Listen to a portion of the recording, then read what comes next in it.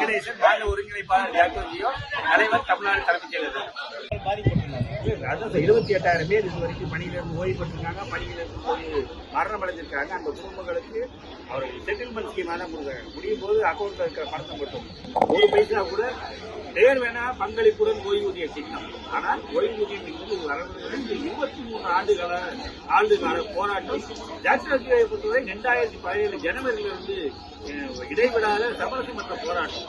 அதற்கு நாங்கள் அதுக்கு ஒரு தீர்வு வர வேண்டும் என்ற அடிப்படையில் தான் இந்த போராட்டத்தை மேற்கொண்டோம். 2017 21 வரைக்கும் முதலமைச்சர் அவர்களோடு எங்களோடு பயணிச்சிருக்கிறார், ஜாக்டோஜியோடு பயணிச்சிருக்கிறார்.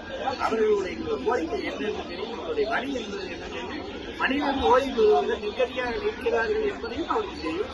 அந்த அடிப்படையில் அம்மையார் ஜெயலலிதா காலத்தில் கொண்டு வரப்பட்ட திட்டம், அம்மையார் கொண்டு வந்தா கூட அன்னைக்கு பணியில் யாரும் 2006 வேலை நியமனம் தடைப்படுகிறது. மறுபடியும் கலைஞர் 2006 வந்தபடினா அதை விலைக்கு சொன்னார். 2007 பிறகு பணியாளர்கள் வேலைக்கு வந்தால் அதோட எண்ணிக்கை உயரும் போதுதான் அதற்கான வலு என்று அறிவிக்கிறது.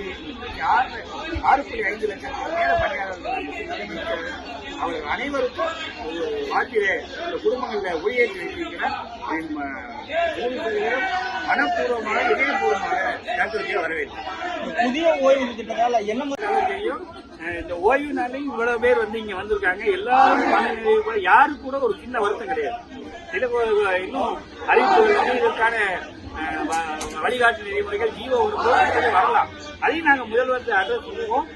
அதையும் நாங்கள் சரி செய்வோம். கண்டிப்பாக முதல்வர் இதே போல கோரிக்கை, இது பிரதான கோரிக்கை.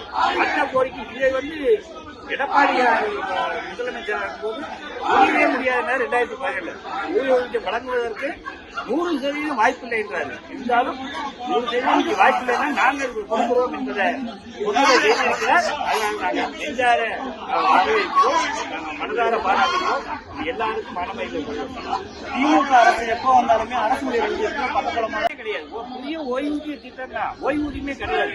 பணியிலிருந்து ஓய்வு பெறும்போது பணிக்குறை கூட வழங்காமல் அக்கௌண்ட்ல இருக்கிற பணத்தை அப்படியே செட்டில் பண்ணி ஒரு 20 ரூபாய் பாண்டு பேப்பர்ல நான் பின்னாடி வந்தாலும் ஓய்வூதியம் கேட்க மாட்டேன் எழுதி வாங்கிட்டு பணியிலிருந்து அவங்களை கருத்தை பிடித்து தள்ளக்கூடிய ஒரு ஆளக்கூடிய மக்களால் தேர்ந்தெடுக்கப்பட்ட செய்யக்கூடிய செயல்கள் என்பது கூட நாங்கள் ஓய்வூதியத்தை தெளிவாக எடுத்துரைத்தோம்.